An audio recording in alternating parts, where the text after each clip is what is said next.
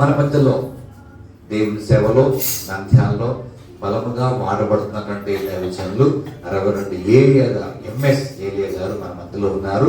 వారు దేవుని వాక్యాన్ని అందిస్తారు. చప్పట్లు కొడతాం. అనంతపురం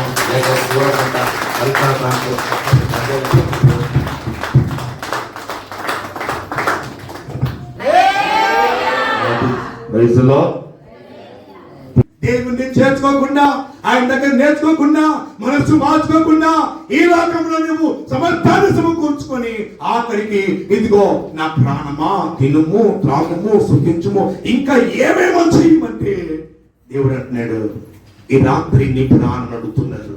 వెలివాడ నువ్వు సంపాదించినవన్నీ కూడా ఎవరివ్వను.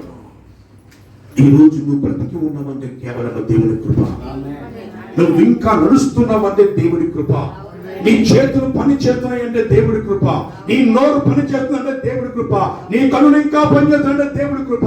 ఇదిగో నీ శరీరంతో నీ పనులను చేసుకోగలుగుతున్నావంటే అది కేవలం దేవుడి కృప మాత్రమే. ఈ బ్రతుకును, ఈ జీవితాన్ని దేవుడు నీకు పెట్టినటువంటి ఒక భిక్ష.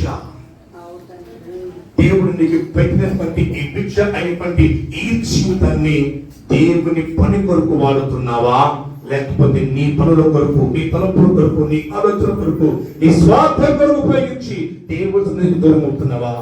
క్రీస్తు యేసు సంబంధిగా నువ్వు మార్చబడాలంటే మొదటిగా చేర్చుకోవాలి, రెండవదిగా నేర్చుకోవాలి, మూడవదిగా మార్చుకోవాలి, నాలుగవదిగా సమకూర్చుకోవాలి.